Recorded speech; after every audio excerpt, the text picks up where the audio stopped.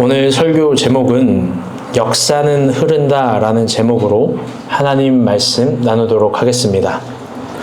옆 사람과 한번 인사하겠습니다. 즐겨 부릅시다. 새로운 것이 없다. 그리고 또 새로울 것이 없다라는 마음, 그것이 한 주를 시작하면서 저에게 들었던 마음입니다. 그러나 작은 희망에 엉키고 설켜서 새로운 마음들이 생겨서 1월 1일자 신문들을 보았습니다. 총 5종의 신문을 보았는데 모두 무례한 소식들 뿐입니다. 대통령의 체포영장도 충격적이지만 그것을 방어하는 모습도 충격적이었습니다. 그런데 또 반대당에서는 국가에 세워진 모든 사람들을 탄핵하는 모습도 매우 저에겐 무모하고 무식해 보였습니다. 이건 역시 또 다른 이름의 권력 남용입니다. 왜냐하면 국가의 행적이 모두를 탄핵함으로 마비되어 버리기 때문입니다. 적어도 1월 첫날 정도는 정치적 소음보다는 삶이 표부하는 선율들로 표현할 수 있었을 텐데 많은 서민들에게 희망의 화모니를 줄 수 있었을 텐데 그런 소식들은 모두 거세를 당했다는 것이 슬프기도 하였습니다. 그래서 2025년의 시작이 매우 아쉬웠습니다. 요즘 대한민국은 트윈 팬데믹이라고 불릴 만큼 독감이 유행입니다. 그런데 이런 것을 집중적으로 다루어주는 기사가 없습니다. 그래서 기사를 겨우겨우 찾아보니 독감 환자가 하루에 136%나 증가한다고 합니다. 이게 일주일이 되면 400%가 넘을 거고 그 다음 주면 3200%로 증가한다고 합니다. 한 구로 따지고 수치상으로 봤을 땐 동일하게 국가 재난 수준의 상태입니다. 우리에게 1월 말 설 명절이 있습니다. 따라서 국가는 적절한 대응과 조치에 대해서 이야기를 했는데 그런 부분에 대해서는 침묵하고 있으니 너무 걱정도 됩니다. 이번 독감은 폐렴까지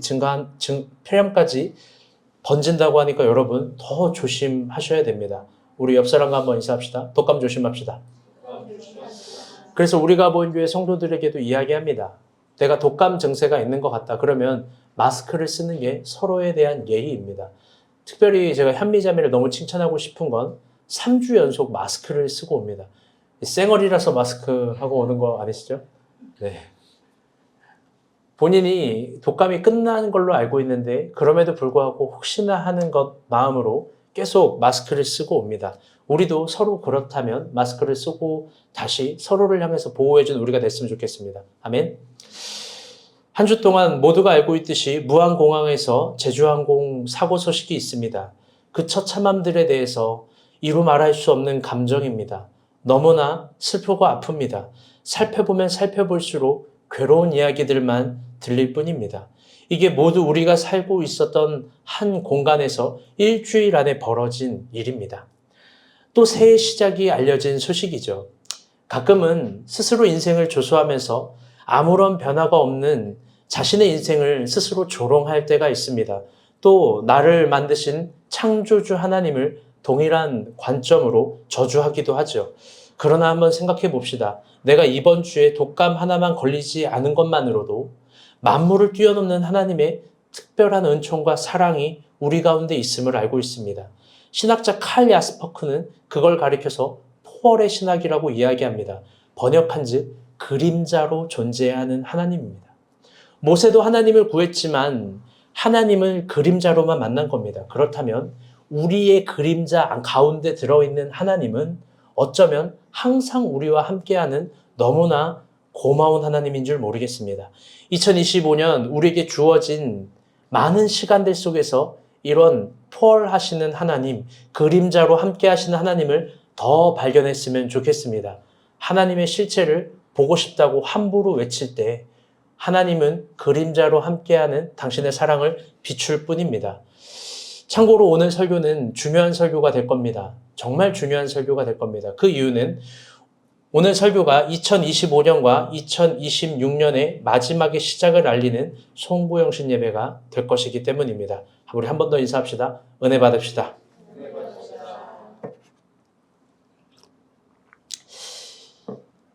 바야흐로 2025년이 시작되었습니다. 시작과 동시에 우리가 본 교회에게 새로운 본문이 주어졌습니다. 새로운 본문이 주어졌다는 건 새로운 지표가 우리 가운데 제시됐다라는 겁니다. 그게 바로 여호수아입니다. 생각해보니 교회가 사무총회를 5번 정도 할 동안 여호수아 큐티는 한 번도 하지 않은 것 같습니다. 그게 매우 신기했습니다. 여호수아는 여러분 어떤 성경일까요? 우리가 여호수아를 읽을 때 가장 깊게 고려돼야 될 건 다른 것이 아니라 여호수아라는 인물성입니다. 우리가 의뢰 짐작할 때는 여호수아는 모세 옆에 있었던 사람으로 그 다음에 대해서 매우 안정적으로 준비되어 있을 것 같이 보입니다. 마치 대기업에 있는 후계자 수업같이요. 그런데 그게 아마 오해일 겁니다. 오히려 여호수아를 보면 볼수록 우리가 알 수 있는 것은 그는 아무런 준비가 되지 않았다는 겁니다. 그래서 여호수아 1장 1절도 하나님이 그를 이렇게 부릅니다. 우리 본문 말씀 보도록 하겠습니다. 시작. 여호와의 종 모세가 죽은 후에 여호와께서 모세의 수종자 눈의 아들 여호수아에게 말씀하여 주시되. 아멘. 저는 여담을 개인적으로 하면 이 1장 1절을 보면서 막 심장이 콩쾅콩쾅 뛰었습니다. 왜 그러냐면 지난 2년 동안 우리가 본 교회에 하나님이 주신 말씀은 죄다 예언서입니다. 회개하라, 죽어라, 죽어라, 회개하라, 낮아져라, 교만하다, 부셔져라. 그런데 이번에 딱 여호수아 1장을 여는 말씀이 어쩌면 정말 우리의 상황을 살피시고 우리의 존재를 새로 규명하시는 하나님의 언어가 아닌가 싶었습니다. 여러분 기대해 봅시다. 아멘. 여호수아 1장 1절은 모세와 여호수아를 상당히 대비해서 표현합니다. 국어 성경으로는 그렇게 안 보이지만 히브리 성경으로 분명히 그렇습니다. 모세는 하나님의 종이라고 1장 1절에 이야기합니다. 여호와의 종 모세가 죽은 후에. 이게 히브리어로 에페드라는 단어인데요. 이 종이라는 단어가 대표자 대리자입니다. 그냥 종이 아니라요. 하나님의 대표자, 하나님의 대리자는 모세였다라는 거죠. 그런데 그와 대비해서 여호수아는 샤라트로 포기합니다. 그건 뭐냐면 문자 그대로 종, 비서, 시종 드는 자, 수종 이런 사람들입니다. 출애굽기, 민수기, 신명기에서도 보면요. 여호수아를 모두 그렇게 표현합니다. 샤라트라고요. 그에게 이스라엘의 후계자라는 다음 세대 리더라는 호칭은 사실 설교의 언어이지 성경에선 아무도 그를 그렇게 표현하지 않습니다. 그렇다면 여호수아를 열어가면서 좀 중요한 얘기를 해보려고 합니다. 시험에도 들어볼 법한 이야기입니다. 그건 뭐냐면 아마 모세도 여호수아를 자신의 뒤를 이을 리더라고 결코 생각하지 못했을 거예요.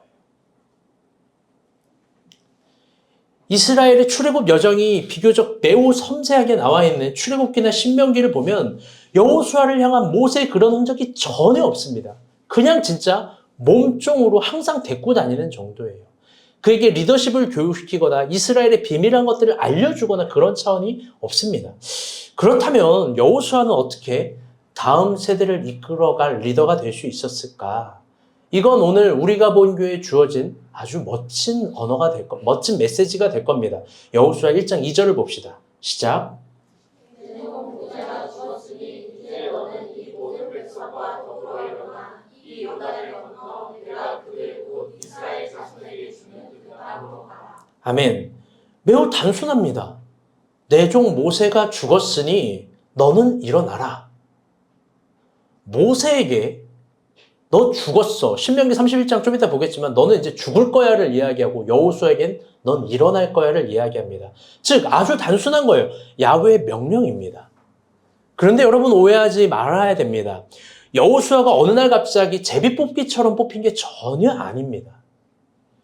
이스라엘에 수많은 젊은이가 있지만 그가 뽑혔었던 이유는 아주 중요한 그의 태도의 신앙에 있습니다. 출애굽기 33장 7절과 11절 한번 보도록 합시다. 다 같이 한번 읽어볼게요. 중요한 구절입니다. 시작. 모세가 항상 장막을 취하여 진 밖에 쳐서 진과 멀리 떠나게 하고 행하여 이르더니 여호와를 앙모하는 자는 다 진 바깥 회막으로 나아가며 사람이 자기의 친구와 이야기한 것 같이 여호와께서는 모세와 대면하여 말씀하시며 모세는 진으로 돌아오나 눈의 아들 젊은 수종자 여호수아는 회막을 떠나지 아니하니라. 아멘. 여러분, 이 말씀은 외우셔도 좋을 법한 말씀입니다. 출애굽기 33장의 모든 배경은 설명할 수 없으나 모세가 이스라엘 백성들에게 모두 모여서 함께 기도해야 함을 말합니다. 그때 하나님이 모세와는 친구처럼 대화를 했고 많은 이야기를 했다고 합니다. 그게 회막에 모인 모든 사람들이 볼 수 있을 정도예요. 그런데 그 대화 후에는 그리고 모세도 그 회막을 떠납니다. 물론 다른 사람들도 기도 후엔 다 회막을 떠났겠죠. 그런데 너무나 인상적인 것은 여호수아는 그 자리를 떠나지 않습니다. 이 굉장히 중요한 신학이에요. 그 이유에 대해서 설교 결론에 한번 이야기해 보도록 하겠습니다. 그런데 더 인상적인 것이 있습니다. 그건 뭐냐면 이 본문에서도 여호와를 모세의 샤라트라고 이야기합니다. 눈의 아들 젊은 수종자 여호수아는 젊은 샤라트 여호수아는 이 회막을 떠나지 않았다는 거예요. 그가 모세의 샤라트라면 모세가 회막을 떠나면 그도 자연스럽게 떠나야 되는데 그는 안 떠난 거예요. 어쩌면 모세보다 여호수아는 젊은 날부터 하나님을 아주 간절히 원했는지 몰라요. 그런데 중요한 건 이겁니다. 한 번은 누구나 그럴 수 있어요. 수련회 때 한 번 은혜 받으면 막 가슴을 찢으면서 기도할 수 있고 수련회 때 한 번 막 은혜를 받으면 막 사자 소리를 내면서 막 회개할 수 있습니다. 그런데 아마 그는 모세가 죽는 날 그 날까지 어쩌면 여호와의 회막에서 가장 오래도록 남아있는 사람일 거예요. 그게 하나님 보시기에 너무나 인상적입니다. 그래서 여호수아가 다음 후계자로 뽑힙니다. 그게 전부예요. 그런데 한번 물어봅시다. 여호수아의 마음은 어땠을까요? 모세의 후계자가 됩니다. 여호수아의 마음은 어땠을까요? 아싸, 신난다. 이제 내가 최고가 됐네. 다 내 말대로 해야지. 노인네 모세 빠이 막 이럴까요? 너 고라자손들 그때 나를 좀 힘들게 했지. 너네 죽어. 여러분 막 그럴까요? 아니요. 엄청나게 도망가고 싶을 거예요. 그 이유는 신명기 31장 2절에서 3절에 나와 있습니다. 다 같이 한번 읽어보겠습니다. 시작. 내가 더 이상 출입하지 못하겠고 여호와께서도 내게 이르시기를 너는 이 요단을 건너지 못하리라 하셨느니라. 3절은 파란색 글씨만 읽어보겠습니다. 시작. 여호수아는 내 앞에서 건너갈지라. 아멘. 여러분 신명기 다음 성경이 여호수아인데요. 신명기 여호수아는 연결되어 있습니다. 신명기 31장은 신명기의 마지막 장이거든요. 거기서 하나님이 얘기하는 거예요. 이 모세의 마지막 운명인데 이런 얘기하는 거예요. 너는 죽을 거야. 너는 이제 출입 못할 거야. 그리고 너는 요단을 못 건너. 사실 이 부분에 대해서도 아주 깊게 이야기를 해야 됩니다. 왜냐하면 성서를 깊게 관찰해서 하나님의 시선에서 성서를 보면 성민 형제 저 잘 보이세요? 잘 들으셔야 돼요. 정말로 이 시내산 꼭대기에서 저 앞을 보면 저기가 푸르고 파란 땅이에요. 그렇게 표현해요. 그토록 모세가 가고 싶었던 가나안이에요. 그는 눈이 총명하고 건강이 있고 젊음이 있어요. 젊음이 아니죠. 그는 건강이 있어요. 그는 여기를 가야 한다고 가고 싶다고 온갖 고난과 오해와 모든 것들을 씨름하면서 저 위에 있습니다. 그런데 하나님이 얘기하는 거예요. 너 못 가. 누가 봐도 여기는 내가 정복하고 내가 영광을 받아야 되고 내 이름이 새겨져야 될 그 가나안인데 하나님 못 간다는 거예요. 모세의 위대한 점은 여기에 있는 거예요. 알겠습니다. 그리고 하나님이 거기서 끝나지 않아요. 너 죽을 거야. 그 앞에 가나안에 진입하는 그 앞에 요단강이 있습니다. 너 저기 못 건너. 어쩌면 지금 그 위대한 하나님의 선지자에게 모세에게 하나님은 금지와 제한과 부정을 이야기하는 거예요. 그런데 딱 단마디 3절의 단마디 여호수아는 너 앞을 건너갈 거야. 하나님이 여호수아에게는 긍정과 인정과 희망을 줍니다.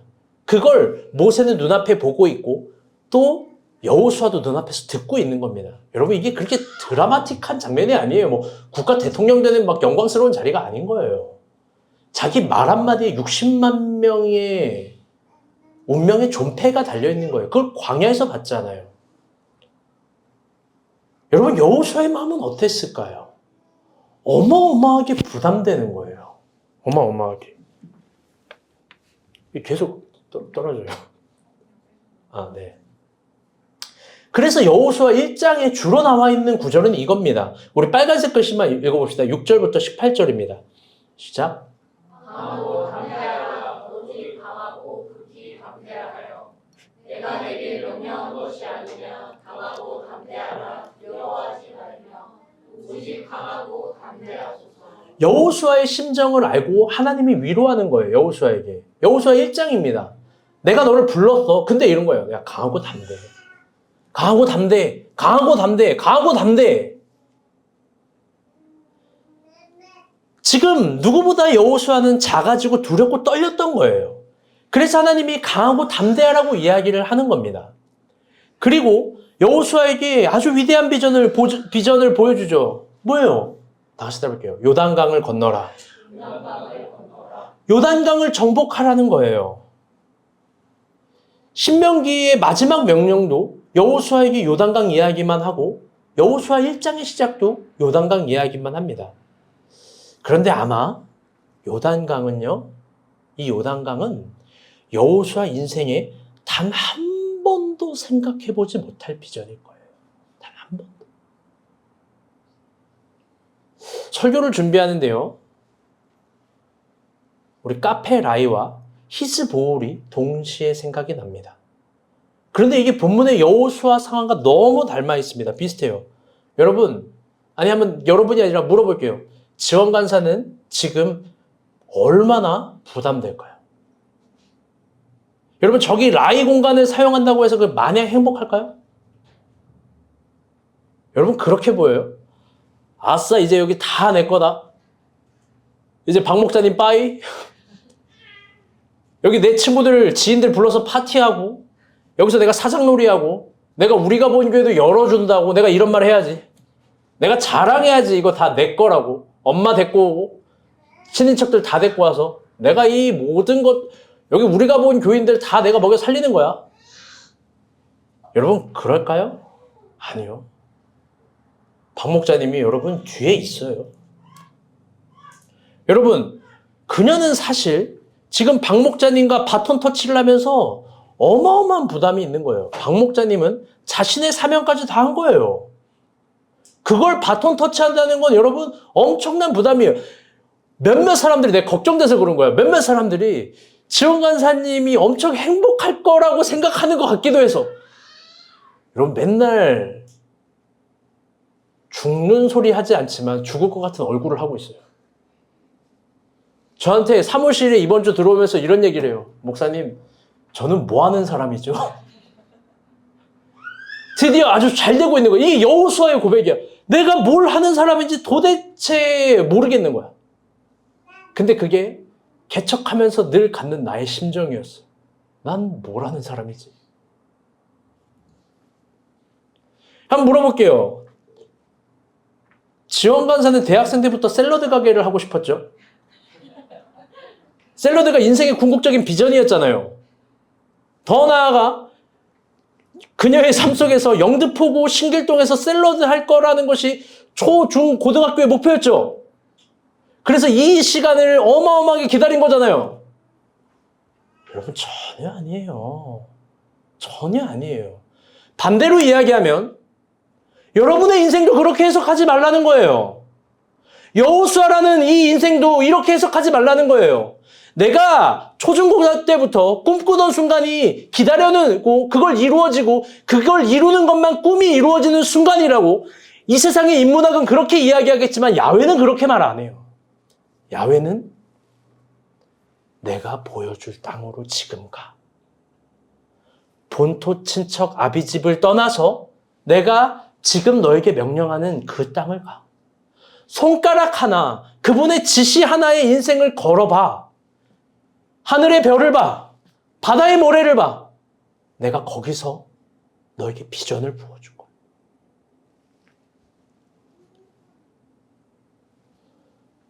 여러분, 여러분의 인생도 그렇게 이해하셔야 돼요. 신명기 31장과 같이 2024년 12월에 용식 지원이에게 아주 신비한 비전이 생겨난 거예요. 그건 샐러드 가게를 하고 싶다라는 마음이 결코 아니에요. 그 비전은 뭐냐? 교회 십자가를 함께 지어보겠다라는 마음이에요. 그래서 감히 우리가 본 교회 월세를 감당해보겠다라는 마음이에요. 교회 것을 하나라도 빼먹으려는 마음이 아니라 히스보올 말 그대로 교회의 풍성함으로 그의 풍성함으로 채워보려는 마음이죠. 아무도 해보지 못한 걸 시도해보려고 합니다. 더 나아가 목사님과 교회 성도의 건강을 챙겨보려고 하는 거죠. 그래서 샐러드 가게예요. 죄송해요. 대단한 게 아니에요. 여러분, 그래서 저는 기대가 돼요. 내년 1월 저들에게는 어떤 간증이 있을까? 더 나아가 진심으로 박 목사님도 기대가 돼요. 5년 동안 교회 십자가를 졌는데 내년에는 또 어떤 간증이 있을까? 그러면서 함께 이 설교를 통해 축복해요. 지원 용식 강하고 담대하세요. 아멘? 살면서 한 번도 샐러드를 안 해봤겠지만, 살면서 한 번도 요리를 안 해봤겠지만, 여러분 이 심각성을 몰라요. 제가 앉아있는데 뭘 얘기하는 줄 알아요? 요리를 얘기해요. 박지원 간사가. 제가 밥 먹는데 이랬어요. 아니, 지원이가 요리를 이야기하네? 이거는 여러분은 이상한 차원이에요. 이거는 허연희 권사님이 디자인을 얘기하는 거랑 똑같은 차원이고, 강혜나 사모님이 랩을 말하는 거랑 똑같은 차원이에요. 지금 임태현 간사님이 난 미술가가 될 거야 라고 말하는 차원이랑 똑같은 거예요. 강하고 담대해서 요리할 수 있습니다. 아멘? 두려워하지 마세요. 그게 오늘 본문이 주는 말이에요. 그들이 용식 지원이가 교회를 지키려고 하듯이, 교회 십자가를 지려고 하듯이 교회도 그대들을 지킬 거고 그대들의 십자가를 질 겁니다. 여기 들어온 이상 못 망합니다. 이번에도 진심일 거고 우리 모두 진심이어야 됩니다. 아멘? 그래서 중요한 것은 이거예요. 여호수아를 열어가면서 우리가 깊게 알아야 될 건 단 한 가지입니다. 여호수아는 다음 리더로서 특별한 준비가 전혀 되지 않은 사람이라는 거예요. 그런데 하나님은 오랫동안 여호수아를 지켜봤다라는 거예요. 이 두 가지가 동시에 신비한 상수입니다. 여호수아는 준비되지 않았지만 하나님은 여호수아를 오랫동안 지켜봤다. 하나님은 우리의 무명 시절을 반드시 봅니다. 아멘? 하나님은 오래도록 그가 이스라엘을 가장 사랑하는 사람이라는 걸 알았어요. 그래서 마지막에 회막에서 오래도록 기도하는 사람이라는 걸 봤어요. 심지어 모세보다 더 오래도록 그 자리에 머물러서 그 공간과 자리와 시간을 사모하는 사람이라는 걸 알았어요. 분명 여호수아는 준비되지 않았어요. 여러분도 무언가를 정복할 때 준비되지 않았을 거예요. 그런데 하나님은 그를 오래도록 봤을 거예요. 그리고 하나님은 모세의 절정에도 이르지 못한 사명으로 그를 시작의 자리로 초대하는 거예요. 요단강을 건너는 거. 그게 여호수아 1장부터 3장까지 주된 내용이에요. 다 큐티에서 알잖아요. 요단강 건너는 거. 그런데 조금 깊게 한번 생각해 볼 부분이 있습니다. 오늘 설교에서는 그 깊은 부분을 한번 더 다루어 봅시다. 왜 하필 요단강일까? 제가 깜빡하고 지도를 임간사님에게 사진을 못 넘겼는데 여러분 여리고로 갈 때 굳이 요단강 안 건너도 돼요. 우회할 수 있는 길도 있습니다. 그게 더 안전해요. 이동과 광야라면 이스라엘 백성들이 40년간 지긋지긋해서 그걸 빠르게 건너가는 걸 알아요. 오히려 강을 건너가는 것을 두려워했을 거예요. 그런데 하나님은 반드시 요단을 건너라고 13번을 이야기해요. 심지어 이스라엘 백성들을 지금 요단을 건너는 시기는 여러분 목요일 큐티에서 알겠지만 이 보리를 거두는 시기에 요단강이 가장 범람하는 시기예요. 그럼에도 불구하고 건너려는 이유는 아마 모세 사역의 초창기에 모세가 홍해를 건넜기 때문일 겁니다. 이스라엘 백성이 홍해를 건넌 것, 이게 이스라엘 백성들에게 엄청난 프라이드죠. 그런데 모세의 후계자인 여호수아에게는 엄청난 두려움이었을 거예요. 왜? 자기가 일으킨 기적이 아니니까. 더 나아가 자기는 한 번도 기적을 일으켜 본 적이 없으니까. 그런데 또 반대로 깊게 생각해 봅시다. 이게 여호수아가 가장 원하고 갈망하는 갈증을 느끼는 지점이었을 거예요. 하나님께 마음껏 간구하고 간절히 희망했던 지점이에요. 자기도 기적의 선지자가 되기를 바라는 거죠. 하나님, 나도 이스라엘을 위해서 기적을 베풀고 싶습니다. 나도 그렇게 쓰임받고 싶습니다. 이게 그의 요단이에요. 번역한즉 그의 절망과 그의 갈망이 동시에 뭉쳐있는 게 요단강인 거예요. 그게 그의 역설인 거예요. 요단강은 여호수아에게 가장 큰 두려움이면서 가장 간절히 자기도 해보고 싶었던 희망이자 갈망이자 갈증인 거예요. 그런데 여러분 알다시피 이게 연극의 리허설처럼 시도해볼 수 없는 거예요. 하다가 빠졌다 그러고 다시 해볼게요. 분장팀 나와서 다시. 여러분, 이런 게 아니에요. 삶의 연습은 없을 수 있어요. 오히려 이런 걸 잘못하면 가짜가 되는 거예요. 가짜. 우리 시대에 그런 사기꾼들이 너무나 많이 있습니다. 하나님은 그런 여호수아의 마음을 알고 있어요. 그래서 두려워하지 말고 강하라, 담대하라 이야기하면서 그의 두려움과 간절함, 그리고 희망과 목마름, 이게 뭉쳐있는 역설에 대해서 너무나 잘 알고 있기 때문에 하나님이 아주 담대하게 첫 명령을 얘기하는 거예요. 모세의 후계자 말고 여호수아는 여호수아로서 요단을 건너라고 합니다. 모세가 행했던 기적을 너도 할 수 있다라는 자신감을 심어준 거예요. 이거 신학적 용어로 뭐냐? 다시 해볼게요. 기적의 대환. 기적의 대환. 대환적 기적은 성서에 굉장히 많아요. 엘리야와 엘리사도 동일하고요. 아브라함과 이삭도 동일하고 예수님과 세례 요한도 동일하고요. 제자와 바울도 마찬가지입니다. 번역하면 영적인 위대한 유산은 지금도 흐르고 흐른다라는 거예요. 아멘? 2025년 우리 삶에도 우리 앞에도 요단강이 있을 거예요. 우회하는 게 더 편해 보이기도 하고 그게 내 전공처럼 보이기도 하지만 하나님이 반드시 직립하고 직면해서 건너라. 요단강에 빠져라. 이 지점이 있을 거예요. 그 지점은 여호수아 같은 역설이에요. 우리 마음에 매우 두려워하지만 매우 희망하고 갈망하고 소망하는 지점. 우리가 매우 긴장하고 두려워하지만 사모하는 지점. 그게 우리의 요단강이에요. 누군가에겐 그게 재정의 문제일 수 있고, 누군가에겐 직장의 문제일 수 있고, 누군가에겐 남녀관계의 문제일 수 있고, 누군가에겐 인간관계의 문제일 수 있습니다. 누군가에게 그게 자녀의 문제일 수 있고, 누군가에게 그게 사업의 문제일 수 있어요. 문제가 있습니다. 이걸 해결하는 방식은 사람마다 다릅니다. 제가 무명이라는 책에서 썼는데 이걸 회피하는 방법, 첫 번째. 이걸 직면하는 방법, 세 번째. 자신의 때를 기다리면서 머무는 방법. 다 서로마다 각자 방법들이 다 달라요. 익숙한 걸 선호하겠죠. 그런데 이런 말을 해볼게요. 가장 중요한 건 따라해볼게요. 하나님이 명하실 때. 사실 이걸 놓치고 있는 거예요. 여러분, 그게 왜 중요하냐? 시간의 주도권은 내게 아니라 야훼 거라는 걸 인정하고 다시 돌려드리는 게 위대한 신앙의 시작이기 때문입니다. 모든 시간의 주도권을 내어드리는 것, 그건 여호와가 명령하는 지점이에요. 더 나아가 내가 지금 극복하지 못하는 사람은 앞으로도 극복 못해요. 여러분, 하나님과 싸워서 이길 자신 있나요? 여호수아의 결론은 뭐냐? 예정된 이적은 믿음이 있다면 일어난다는 거예요. 어차피 하나님과 싸워서 못 이길 거라면 하나님 뜻대로 걸어가야 되는 거 아니겠습니까? 아멘?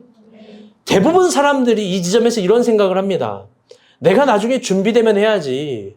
내가 나중에 이런저런 것들이 여유가 되면 해야지. 그런데 이게 참으로 무지한 생각입니다. 왜 그러냐면요.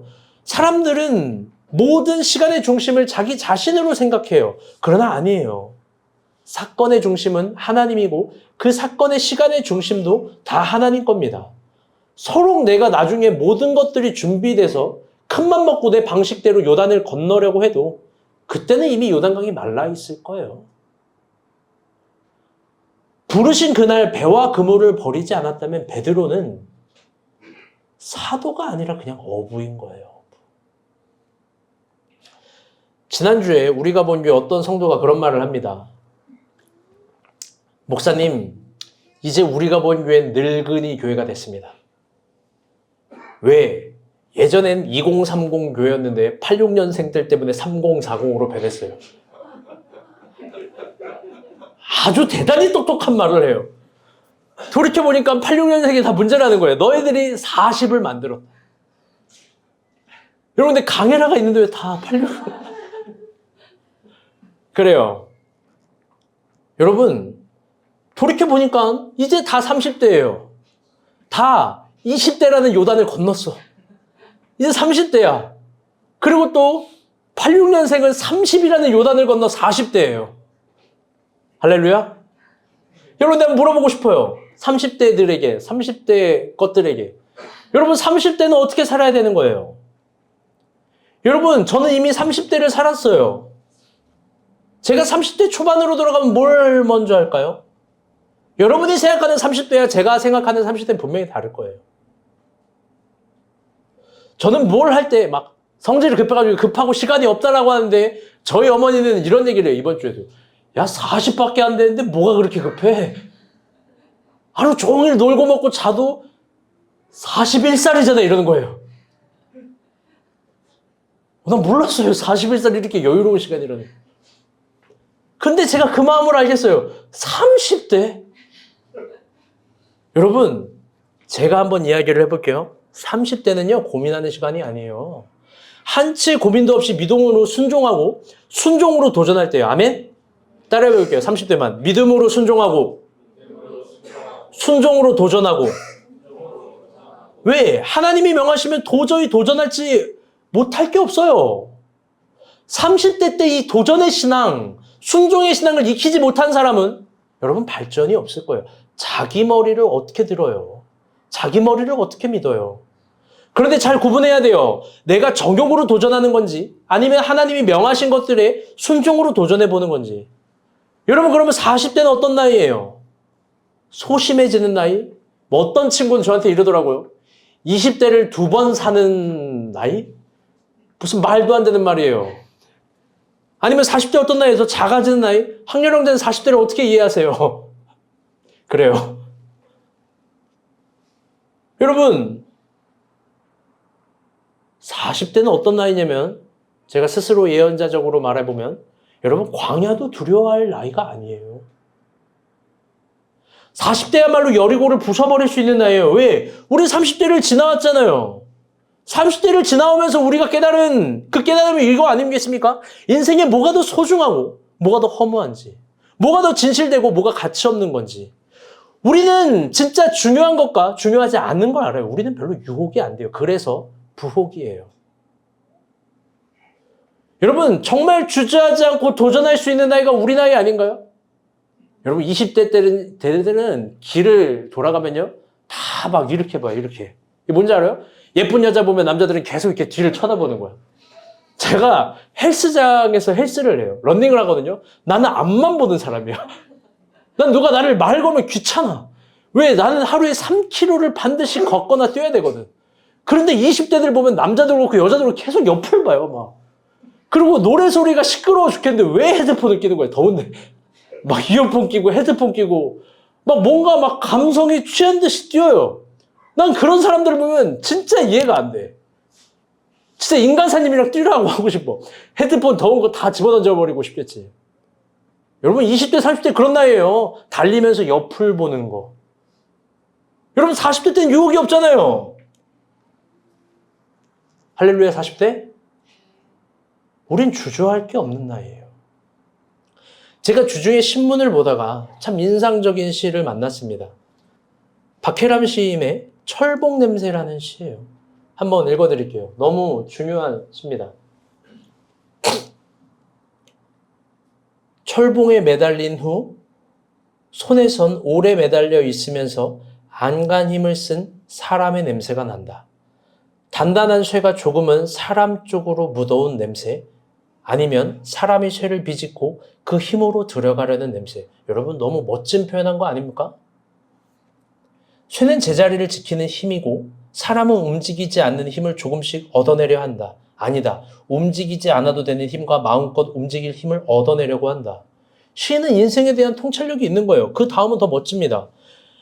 내가 가진 힘보다 더 센 힘을 잡아당기는 일은 사실 견디는 힘이라는데 시인이 말하고자 하는 거예요. 결국 견디는 힘이다, 인생은.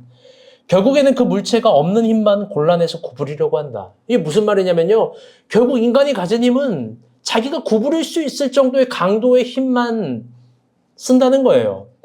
한동안 손에선 매달린 힘의 냄새가 났다. 비누로 닦으면 조금은 미끄러진 냄새. 그러다가 다시 매달릴 수밖에 없는 냄새가 손에서 나기 시작한다. 예전에는 한동안 손에서 비린내가 났는데 그것이 도망치는 냄새인지 도망치려 미끄러운 냄새인지 오랜 생각을 한 적이 있다.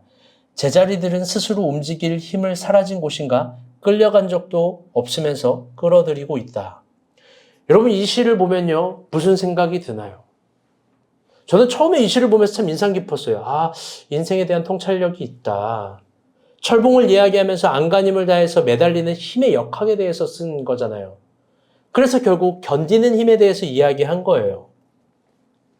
이게 참 슬프면서도 인정할 수밖에 없는 우리네 인생이지 않습니까? 시인은 분명 인생에 대한 통찰력이 큽니다. 그런데요, 마지막 한 구절에 속으면 안 돼요. 제자리들은 스스로 움직일 힘이 사라진 곳인가 끌려간 적도 없으면서 끌어들이고 있다. 이 구절에서 시인은 결국 뭘 말하고 있는 거냐? 이 세상에는 움직일 수 없는 고정된 한계, 그 힘에 대해서 좌절하는 거예요. 그리고 인간은 그걸 끌어안고 끌어안음으로 끌어들이게 된다는 거죠. 저는 예전에요. 인생에 이런 허무주의가 뭔가 대단히 멋있고 대단한 담론인 줄 알았어요. 이게 막 인생을 깨닫는 막 멋진 해찰이자 지혜인 줄 알았어요. 막 되게 막 아이스 아메리카노 먹는 것 같이 보이잖아요. 막 아니 에스프레소 막 이렇게 바바리 코트 입고 막 하늘 보면서. 여러분 그런데요. 제가 이 시 쓴 사람 나이를 검색해봤어요. 여러분 이게 가장 비겁하고 게으른 말이에요. 어떤 의미에서 오해하지 마세요. 이 시는요 필요한 시고 이 시가 필요한 사람들이 있을 거예요. 그런데 지금 제가 바라보는 관점에서요. 이 시는 가장 게으른 시일 수도 있는 거예요. 왜? 하나님은 지금도 우리에게 말씀하시고 말씀하시는 하나님이 있기 때문입니다. 아멘? 하나님은 철봉 담론을 이야기하지 않아요. 걸어가라고 이야기하고 건너가라고 이야기하죠. 그게 여호수아 14장 10절부터 12절입니다. 우리 새해 이 말씀을 받은 분들이 있을 거예요. 우리 한번 말씀 볼게요. 시작. 이제부터 여호와께서 이 말씀을 모세에게 이르신 때로부터 이스라엘이 광야에서 방황한 이 45년 동안을 여호와께서 말씀하신 대로 나를 생존하게 하셨나이다. 오늘 내가 85세일 때 여러분 빨간색 파란색 글씨만 읽을게요. 11절 12절 시작. 모세가 나를 보내던 날과 같이 오늘도 내가 여전히 강건하니 그날에 여호와께서 말씀하신 이 산지를 지금 내게 주소서. 당신도 그날에 들으셨거니와 그곳에는 아낙 사람이 있고 그 성읍들은 크고 견고할지라도 여호와께서 나와 함께하시면 내가 여호와께서 말씀하신 대로 그들을 쫓아내리이다 하니. 아멘. 여러분 이게 만약에 철봉 담론이라면 갈렙은 80세에 고정된 철봉에 도전한 거예요. 그런데 갈렙이 도전하는 건 잘 들어보세요. 자기 몸 하나 더 들이려고 들어 올리려고 하는 그런 철봉 싸움이 아니에요. 오히려 하나님은 그 철봉이라는 세상의 기준을 부셔버리고 내가 말했으면 그냥 가는 거야를 이야기하는 거예요. 그런 나이에 매달리는 철봉 싸움이에요. 여러분 12절을 보잖아요. 여호와께서 말씀하신 대로 이 산지를 내게 주소서라고 합니다. 여러분 그 원리를 말하고 있나요? 그가 삶의 가능성을 말하고 있나요?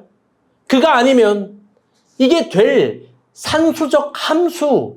여러분 이런 걸 말하고 있나요? 여러분 그게 아니에요. 그는 아무것도 망설이지 않는 거예요. 왜?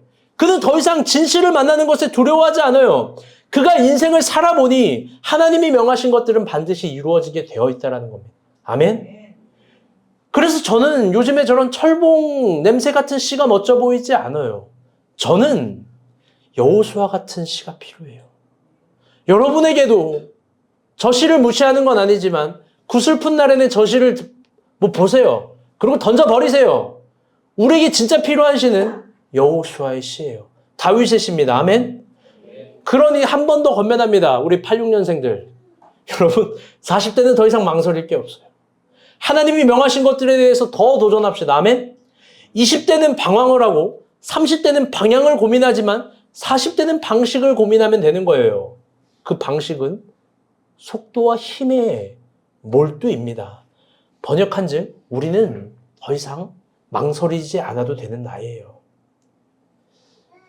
여러분 드디어 오늘 설교 본문을 한번 이야기해 봅니다. 사실 오늘 본문은 1절부터 24절 매우 길지만 이게 내용은 매우 단순합니다. 그건 뭐냐? 4번에 걸쳐서 요단을 건넌 이야기만 하는 거예요.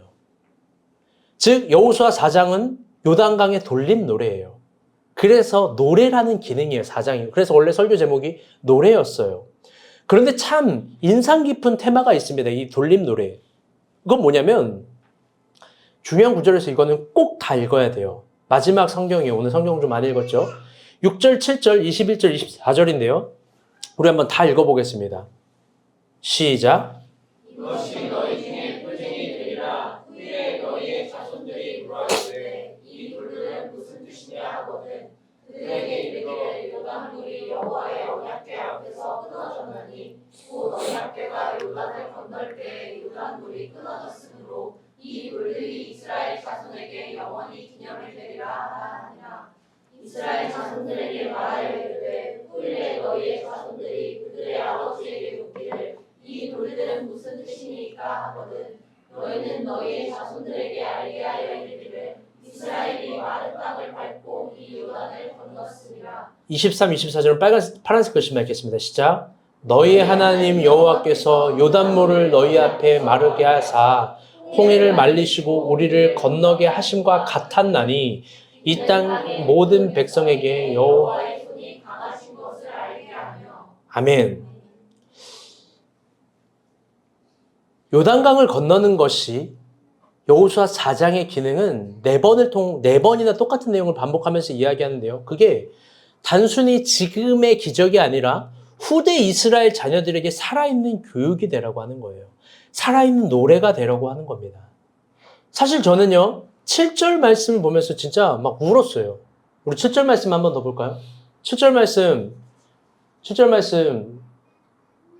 제가 읽어드릴게요. 그들에게 이르기를 요단물이 여호와의 언약궤 앞에서 끊어졌나니 곧 언약궤가 요단을 건널 때 물이 끊어졌으므로 반복된 구어절을 또 2번씩 돌림 노래를 하는 거예요. 단순하게 이야기하는 거예요. 요단물은 우리가 생각하는 인간적 논리로는 바가지로 5분당 한 3,000번을 퍼내면 돼. 여러분 이런 게 아니에요. 어떤 기계를 만들어서 퍼내면 돼. 이런 게 아니라 여호와의 언약궤 앞에서 끊어졌다. 언제나 이야기했듯이 신비와 기적이 기독교가 긍정하는 힘의 세계입니다. 아멘. 내가 열심히 노력하고 애쓰는 거 당연한 디폴트 값이에요. 그런데 그걸 넘어서 다윗이 골리앗을 이기는 신비와 기적이 우리 가운데 있습니다. 아멘. 이 산지를 내게 주소서 하면서 그 땅을 얻어내는 신비와 기적이 있는 거예요. 여호와 언약궤 앞에서 요단물이 끊어졌다. 여러분 우리 그걸 진짜 믿습니까? 우리 그걸 진짜 믿습니까? 저는 믿어요. 여호와의 말씀이 우리 내면에 소용돌이치는 그 역설을 이기게 한다는 걸 믿어요. 다들 한번 진심으로 솔직해져 봅시다. 우리가 내면에서 소용돌이치는 게 있잖아요. 가장 두려워하면서 사실 가장 원하는 거. 이 직장을 옮기고 싶어요. 그런데 이 직장을 옮기면은 내가 먹고 살지 못할 것 같아요. 가장 두려워하면서 가장 원하는 거 아닙니까? 이사를 가고 싶어요. 그런데 이사를 가면 살 집이 없을 것 같아요. 가장 원하면서 가장 두려워하는 거 아닙니까? 누구나 우리 가운데 그런 영역이 너무나 섬세하게 있습니다. 가장 두려워하면서 가장 원하는 그 요단강이라는 지점. 그런데 그게 우리 힘으로는 못 건너요. 여호와의 말씀을 가지고 그냥 들어가는 거예요. 여호와의 말씀을 가지고 그냥 들어가는 거예요. 그런데 본문 4장은 이걸 4번씩 돌림 노래하면서 이게 후일의 이스라엘 자녀들에게 교육이 되라고 합니다. 살아있는 노래가 되라고 하는 거예요. 여러분 이제부터 진짜 중요한 얘기를 해볼게요. 여러분 우리의 신앙은요 우리만의 것이 아니에요. 다음 세대를 위한 거예요. 다들 이 부분에 대해서 비전도 없고 부담도 없어요. 조국 교회를 조금 비판해 보자고 하면 그냥 교회 앉았다 일어났다 가는 거예요. 내 신앙이 다음 세대에 어떤 영향을 미칠 것인지 그거 별로 고민 안 하는 거예요. 다음 세대를 위한 게 그냥 달란트 시장하고 큰 프로그램 열고 뭔가를 제공해주고 여러분 그런 차원 아닙니다. 우리는 가정교육, 가정예배를 드리는 상상의 본입니다. 아멘? 함께 예배를 드리는 상상의 본이에요. 아멘? 여러분 얘네들이 조금만 더 크잖아요? 이제 이렇게 되는 거예요. 지금 미소도 그렇게 해요. 무서운 얘기 해볼게요. 6살 아이가 하는 언어예요. 아빠, 왜 어른들 기도시키고 아빠 눈 떴어? 나는 지나도 가야 되고 뭘 하고 해야 되죠. 미소 입장에서 그게 안 돼요. 그런데 여러분 이게 다음 세대의 산교육이 되는 거예요. 아마 더 크면 그럴걸요? 아빠, 기도하는데 누구를 예로 들까? 성근이 삼촌 자던데? 아빠, 기도하는데 오늘 형주 삼촌 막 울던데? 집에 슬픈 일이 있었나? 여러분, 다음 세대는 봐요. 성경은 이게 노래가 되라고 하는 거예요. 무서운 거예요. 우리가 요단을 건너지 않으면 다음 세대에게 해줄 말이 없는 거예요. 우리 아이들이 진짜 나중에 물어보지 않겠습니까? 제가 이 예화를 아주 심사숙고해서 준비했어요. 잘 들어보세요. 아빠 예수살롱이 뭐야? 여러분 뭐라고 대답할 거예요? 저거 포기의 상징이야. 여러분 그런 거 아니잖아요. 이렇게 얘기해야 되겠죠. 위대한 찬양팀이야. 아멘. 누가 아멘 했어 방금? 그럼요. 저들은 우리가 본 교회 개척부터 성도들의 사연을 가지고 노래했어. 한국교회가 따라하는 아주 위대한 찬양팀이야. 아빠 히스보울이 뭐야? 그거 샐러드 가게 하다가 망한 사람들 이야기야. 여러분 그런가요? 아니죠. 이렇게 얘기했죠. 저긴 교회를 지키는 위대한 사업가야. 여러분 동일하게 하음이 하주에게도 라이에 대해서 그렇게 말을 해줘야 되는 거예요. 왜? 역사는 흐르니까. 여러분 아이들이 또 다양한 걸 물어보지 않겠습니까? 아빠, 연희 할머니는 어떤 사람이야? 저분은 나이 70에도 믿음으로 사업을 도전한 위대한 사업가야. 너는 저분을 본받으렴. 하나님이 꿈을 주시면 불가능한 게 없단다. 아빠, 은비 간사님은 누구야? 저분은 위대한 하나님의 사람이야. 왜? 우리가 본 교회 어린이 부서를 세우신 분이야.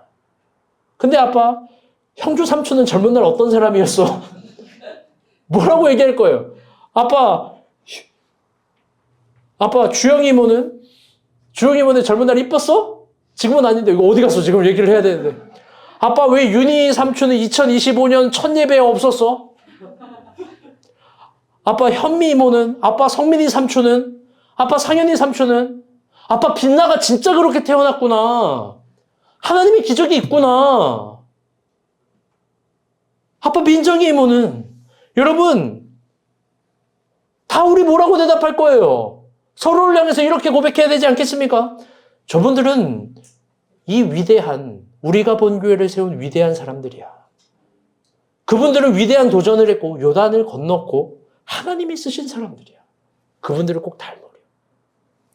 제가 저번에 우스개로 용식 형주랑 이 목자회의하는데 먼저 와가지고 뭐 이런 얘기를 했어요. 다음 세대가 우리를 얼마나 이해할까? 우리는 또 그들을 보면서 얼마나 답답해할까? 늘 다음 세대가 하는 말 이런 거잖아요. 자기가 제일 똑똑한 줄 알고 안 돼요, 못 해요, 이건 힘들 것 같아요. 그 시대 때와 지금은 다르잖아요. 다르긴 뭐가 달라요? 다르긴.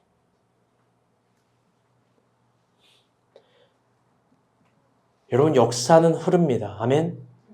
반드시 흐릅니다. 우리는 그들에게 요단을 건너는 역사를 선물해야 됩니다. 그분들을 닮으라고 꼭 이야기합니다. 해야 합니다. 여러분 아주 좋은 교회는 이거 비전으로 삼으셔야 돼요. 다 봐요. 특별히 목자들 잘 봐요. 진짜 좋은 교회는요. 다음 세대가 목사님 닮고 싶어 하지 않아야 돼요. 저거는 절대 하지 말아야 될 직업이구나 생각해야 되고 장로님 닮고 싶어 해야 돼요. 진짜예요. 잘 되는 교회는 진짜 좋은 교회는 다음 세대가 장로님 닮고 싶어 하는 거예요. 저렇게 축복을 받는구나. 그리고 저렇게 교회를 섬기는구나. 저렇게 목회자를 섬기는구나. 저렇게 서로 사랑하는구나. 그리고 장로님들은 목사님을 존경하고 닮으려고 하는구나. 이 리듬감이 가장 좋은 교회예요. 이 리듬감이 우리가 본 교회 있을 줄 믿습니다. 아멘? 그럼요. 여러분, 우리는 요단강을 건너는 역사를 다음 세대들에게 분명히 선물해야 돼요. 그게 전수가 될 거고, 그게 신년에 우리가 본 교회 주시는 첫 말씀이에요. 진짜 내년은 정복할 것들이 많이 있으려나 봐요. 여러분, 다시 한번 강조합니다. 우리는 여호수아처럼 마음이 연약해질 수 있습니다. 그런데 그게 요단강을 건너지 못할 이유는 전혀 아닙니다. 우리가 본 교회 홈페이지에 처음 있는 것처럼, 첫 헤드라이트처럼 우리의 신앙은 선지자들처럼 비범해질 수 있고 선지자들의 신앙은 우리처럼 소심하고 괴로워했을 거예요. 아멘. 오늘 설교는 2025년과 26년의 마지막의 시작을 알리는 송구영 신예배 설교가 될 거예요. 이번 연도 12월 마지막 설교가 26년을 열어가면서 이 설교가 될 겁니다. 진짜 기대가 됩니다. 12월 우리에게 어떤 이야기가 있을지. 또 하나님은 새로운 시간에 우리 가운데 처음으로 이야기합니다. 요단강을 건너라. 말씀을 가져라. 여러분, 우리가 순종함으로 건너댈 때 준비된 기적이 우리 가운데 올 줄로 믿습니다. 아멘? 늘 강조하는 거, 선지자가 되려면 광야로 갈 수밖에 없고 기적을 보려면 요단강을 건널 수밖에 없습니다. 우리 망설이지 말고 요단을 건넙시다. 아멘? 말씀의 결론을 맺겠습니다.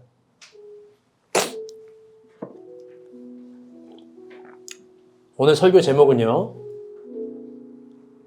역사는 흐른다예요. 저는 철봉 냄새에 대응하는 노래를 가지고 왔어요. 그 역사를 흐른다예요. 저는 이 노래가 훨씬 더 저에게 울림을 줘요. 읽어드릴게요. PPT 넘겨주세요. 아름다운 이 땅에 금수강산에, 단군 할아버지는 좀 스킵합시다. 무슨 할아버지가 털을 잡으시고 홍익인간 뜻으로 나라를 세우니 대대손손 훌륭한 인물도 많아. 잘 봐요. 역사는 흐르는 거예요. 고구려 세운 동명한 백제 온종한 아래서 나온 혁것에 만주법한 달려러 광개토 대왕 신라장군 이사분 백결선생 떡방아 삼천공녀 의장. 근데 이게 왜 들어간 거예요? 삼천공녀 의장은 왜 들어간 거예요? 반면적 역사예요. 황산벌에 백개 맞서 싸운 관창 역사는 흐른다. 발목 자른 김유신 통일문무왕 원효대사 해골물 해초천촉궁. 나도 뭔지 몰라요. 바다의 왕자 박명수가 아니에요. 장보고 서희 거란족 무단정치 정중부 화포 최무선 중립 7년 김부식 진울국사 조계종 의전 천태종 대마도 정벌 이종무 일편당신 정몽주 목화씨는 문익점 해동공자 최충 상국육사 1년 역사는 흐른다. 더 천천히 읽어보자고요. 황금보기를 돌같이 하라 최영 장군 말씀 받들자. 이 사람은 벌스를 2절을 줬어요. 최영 장군 좋아하나 봐요. 황희정승 맹사서 과학장영실 신죽주의 한 명의 역사는 안다. 10만 양국 이율국 주리 이태계 심사인당 오죽헌 잘 싸운다 곽재우 조원 김시민 나라 구한 이순신을 한 줄로 말하는 게 말이 돼요? 태정태세 문단세 사육신의 사육 생육신 몸바쳐라 논계 행주마차 권율 역사는 흐른다. 이제부터가 정말 행주치마. 그래요. 이제 알아듣잖아. 제가 옛날에 은비간사를 감비 일로 오라 그래가지고 지원이가 맨날 놀려요. 감비간사 일로 오라고. 미안해요. 다음 가사가 제일 좋아요. 번쩍번쩍 홍길동 할렐루야. 의적 임꺽정 대쪽 같은 심학사 어사 박문수 3년 공부 함석봉 단원 풍속도. 여러분들 이게 성민 형제 잘 들어봐요. 한석봉 3년 공부한 게 수재가 아니라는 의미래요. 역사학자들은. 1년 공부하고도 합격한 사람이 많았다는 거예요. 그럼 포기하지 마세요. 성민 형제도. 아멘? 그래요. 영조대왕, 방랑심, 긴산간, 지도 김정호, 영조대왕, 신문구, 정조 규장각, 목민신석, 점령원, 녹두장군, 정봉중, 순교, 김대건, 서화가무, 황진이. 그래요? 못살겠다, 홍경래, 3일천하, 김옥균, 안중근은 애국, 이완용은 매국. 야, 라임이 장난 아니죠? 역사는 흐른다. 별 해는 밤 윤동주, 종두 지석영, 33인 손병희 만세만세 유관순 도산 안창호 어린이날 방정환 이수일과 심순애. 이거 왜 들어간 거예요? 이수일과 심순애. 진짜 모르겠어요. 장군의 아들 김도환 왜 들어갔어요? 이거 건달이잖아요. 미안해요. 날 잡구나 이상 할렐루야. 황소그림 중섭 너무 좋아요. 역사는 흐른다. 나중에 연미자매 잘 들어보고 인가사님 잘 들어봐요. 우리가 본 교회 버전으로 예수살롱이 이걸 개사했으면 좋겠어요. 여러분 진짜요. 역사는 흐릅니다. 여러분 그게 우리가 본 교회는 가능해요. 다른 교회는 벌써 지금 역사 속에 오명이 있고 사명이 있는 사람이 기록되어 있잖아요. 여러분 그걸 고스란히 또 적어준 게 초대교회입니다. 잘 들어봐요. 다음 주는 윤용식 박지원 부부의 간증이 있는 날이에요. 여러분 이분들도 역사가 될 거예요. 동일하게 다음 세대가 물어보겠죠. 아빠, 용식이 삼촌은 어떤 사람이야? 지원이 이모는 어떤 사람이야? 여러분, 우리 뭐라고 그들에 대해서 이야기해 줘야 될 거예요. 다음 주 간증으로 다음 세대들에게 저 부부들의 이야기를 소개해 줬으면 좋겠습니다. 아멘? 우리 역시 동일하게 그렇게 될 겁니다. 우리 시선 찬양 부르고 진심으로 다 같이 기도합시다.